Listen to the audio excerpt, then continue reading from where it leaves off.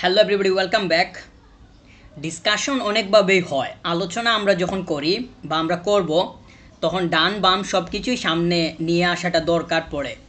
কিন্তু যখন ক্যালকুলেশন করতে হয় তখন প্লাসের জায়গায় মাইনাস দিলে ফলাফলে আসে ভিন্নতা।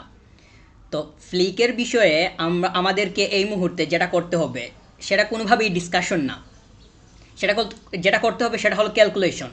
তার কারণ হলো গত সিজনে আসছে ফ্লিক, হ্যান্সি ফ্লিক গত সিজনে বার্সার দায়িত্ব নিছে বা দায়িত্ব পাইছে। গত সিজনে বার্সা ওয়েফা চ্যাম্পিয়ন্স লিগের সেমি পর্যন্ত গেছে, এই সিজনে কোয়ার্টার পর্যন্ত। তো আমরা যদি এই দুই সিজন মানে সে তো বার্সাতে আসছে, তার তো লম্বা সময় হয় নাই, মাত্র দুইটা সিজন গেছে। এরই মধ্যে আমরা দেখতেছি যে দলকে গুছানোরও কাজ করছে, পারফর্মও কীভাবে বের করে নিয়ে আসা যায় সেটার দিকেও মনোযোগ ছিল।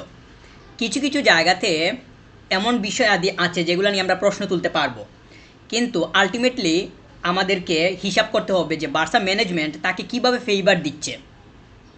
এখানে যখন ফ্লিকের প্রশ্ন এই মুহূর্তে আসবে, এই মুহূর্তে আসারই কথা, আমরা একটা জিনিস লক্ষ্য করতেছি যে সব দিকেই ফ্লিক কেন্দ্রিক যে আলোচনা কিংবা কথা এটা কিন্তু বের হচ্ছে। তবে আমি আলোচনা করতে আসি নাই, মানে কথা তো বলতে হবে। আমার মূল উদ্দেশ্য হচ্ছে ক্যালকুলেশন করা। কারণ হচ্ছে বার্সা ম্যানেজমেন্ট ফ্লিককে কীভাবে সুবিধা দিচ্ছে ফাইন্যান্সিয়ালি, মানে প্লেয়ার প্রোভাইডিংয়ের দিক থেকে, এইটা কিন্তু আমাদেরকে মাথায় রাখতে হবে। আমাদের যে স্কোয়াড আছে, আমাদের যে প্লেয়ার আছে, এখানের মধ্যে আমরা দেখতেছি যে নাম্বার 9 পজিশনে আমাদের কিন্তু ক্লাসি কোনো প্লেয়ার নাই।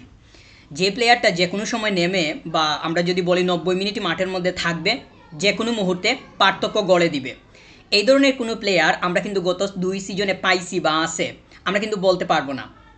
আমরা কিন্তু ওইরকম বলার মতো কোনো একটা অবস্থাতে নাই।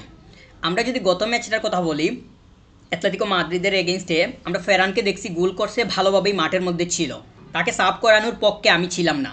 মানে ওই ম্যাচটাতে ভালো করতেছে, গত ম্যাচটাতে ভালো করতেছিল, তার মানে 90 মিনিট খেলুক, মাঠের মধ্যে থাকুক, এটা চাইতেছিলাম। কিন্তু ওরে উঠিয়ে পরবর্তীতে আমরা দেখলাম যে মানে বেঞ্চে পাঠানো হয়। তো ও আমরা কি ফেরানকে সিজন জুড়ে কি কনসিস্টেন্টলি পারফর্ম করতে দেখি নাই। তাহলে আমি বলতে চাইতেছি এক ম্যাচে হঠাৎ জ্বলে উঠলে এটা তো আসলে আলটিমেটলি কোনো লাভের কোনো কিছু হয় না। রবার্ট লেভানডস্কি, ফেরান দুইটাই কোনো কাজের ছিল না আলটিমেটলি, যদি আমরা বিবেচনা করি তাহলে কোনো কাজেরই ছিল না। এখন আমার মূল পয়েন্টটা হলো বার্সা ম্যানেজমেন্ট কিভাবে এই জায়গাতে ফ্লিককে সুবিধা দিছে, দেয় নাই।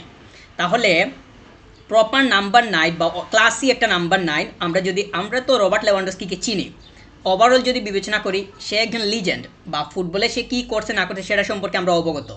কিন্তু এই যে গত দুইটা সিজন আছে বার্সার হয়ে রবার্ট লেভানডস্কির পারফর্ম পিক টাইমে কেমন ছিল, আমরা একটা প্লেয়ারকে বিবেচনা করতে হলে কিংবা কাউন্ট করতে হলে সে যখন প্রয়োজন, যখন পিক টাইম, ওই মুহূর্তে কেমন পারফর্ম করতেছে, ওইটা হইতেছে গিয়ে সব থেকে মুখ্য বিষয়। তার মাধ্যমে সরাসরি টিম মানে খারাপ জায়গা থেকে বা ফলাফলহীন অবস্থা থেকে ফলাফল নিয়ে বের হয়ে আসতে পারতেছে কিনা ওইটা বিবেচনায় আনতে হবে। তাহলে ওই মোমেন্টামগুলো যদি আমরা বিবেচনায় আনি, রবার্ট লেভানডস্কিকে আমরা খুব বেশি পরিমাণ ক্রেডিট দিতে পারবো না, ফেরানের তো প্রশ্নই আসে না। তাহলে এই দুইজনকে আমরা কোনোভাবেই নাম্বার 9-এ পারফেক্ট জায়গাতে রাখতে পারি না। অতএব ম্যানেজমেন্টের প্রশ্নে কিংবা ম্যানেজমেন্টকে আবার যদি সামনে আনি, তাহলে আমাদেরকে বলতে হয় কোনোভাবেই ক্লাসি কোনো স্ট্রাইকারের দিকে ম্যানেজমেন্ট যায় নাই। তো যদি দিত, যাইতো, ফ্লিক পাইতো, ব্যবহার করতে পারতো। তো ফ্লিককে এই জায়গাতে যথেষ্ট পরিমাণ সুবিধা প্রদান করে নাই বার্সা সিনিয়র ম্যানেজমেন্ট। যদি সেটা করতো তাহলে কোচিং ডিপার্টমেন্টের কাছ থেকে আমরা আরও ভালো পারফর্ম আশা করতে পারতাম। আমাদের সিবিতে আমরা জানি কেমন অবস্থা। তো সিবিতে আমাদের কিন্তু প্লেয়ার লাগবে, অবশ্যই প্লেয়ারের প্রয়োজন। এই জায়গাতে অবস্থাটা কীরকম সেটা আমরা খুব ভালোভাবে লক্ষ্য করতেছি, কোনোভাবেই ভারসাম্যপূর্ণ অবস্থায় আছে সেটা বলার মতো কোনো সুযোগ নাই, গত ম্যাচটাতে গোল হজম করা লাগছে, আমরা কোন দিকে দেখছি, মানে কোনোভাবেই দৌড়ে কাভার করতে পারে নাই। আবার এই জায়গাতে যে সিবি খুব প্রপারলি মাঠের মধ্যে ছিল ডিফেন্ডিংয়ের জন্য, সেটাও আমরা লক্ষ্য করি নাই।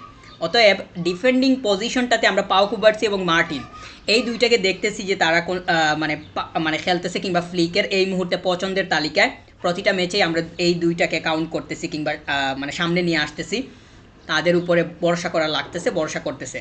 কিন্তু এই দুইটা কি বিগ মোমেন্টামে মাথা ঠান্ডা রেখে পারফর্ম দিতে পারছে ব্যাক সাইড থেকে। গোল করা থেকে গোল বাঁচানোটা বেশি পরিমাণে ইম্পর্ট্যান্ট। অবশ্যই গোল করলে তারপরেই তো উইন করতে হবে, গোল না করলে তো উইন করা যাবে না, সেটা ঠিক আছে।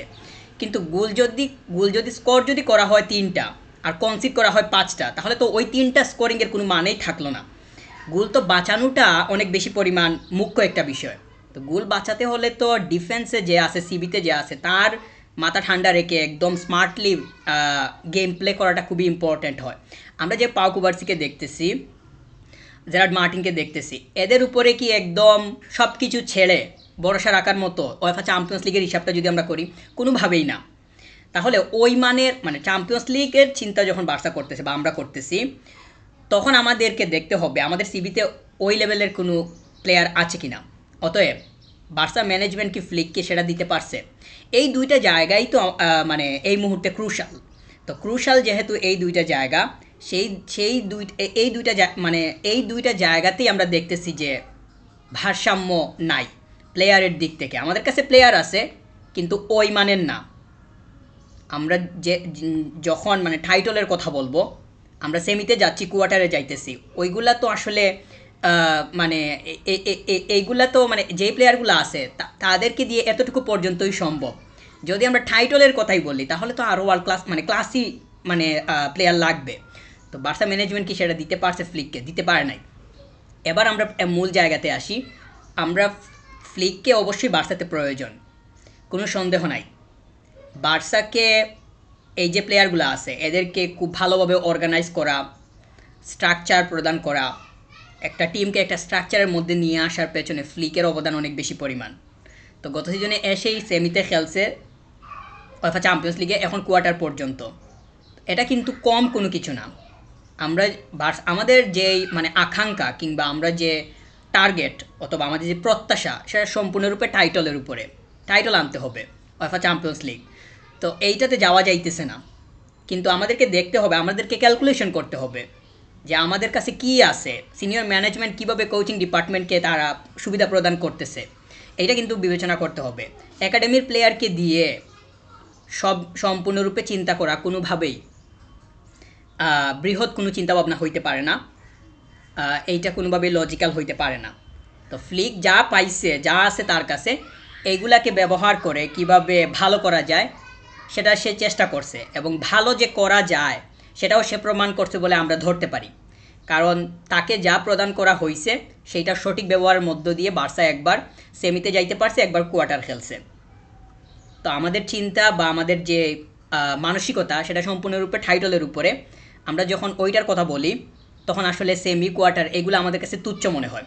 কিন্তু বার্সা তো অনেক লম্বা সময় হয়েছে, আমাদেরকে হিসাব নিকাশ করতে হবে। অনেক লম্বা সময় হয়েছে, টাইটলের কাছে যায় না, কিন্তু যা আছে, যেই প্লেয়ার আছে, টাইটল উইন করতে হলে তো ওই মানের প্লেয়ার দরকার। তো বার্সার মানের হিসাবটা আমরা যখন নির্দিষ্ট পজিশন নিয়ে কথা বলবো, তখন ওই মানের প্লেয়ার কি আমাদের কাছে আছে সেটা আমাদেরকে দেখতে হবে। ফ্লিককে অবশ্যই বার্সাতে চাচ্ছি, সে স্টে করুক, এটাই হইতেছে গিয়ে আমার চাওয়া। বার্সার সাথে কন্টিনিউ করুক, এখন ম্যানেজমেন্ট কীভাবে চিন্তা করে সেটা দেখার বিষয়। অবশ্যই আমি মনে করতেছি তার কন্টিনিউ করা উচিত, আর সে থাকবে বলেও আমি ধরতেছি। Thank you very much. Subscribe.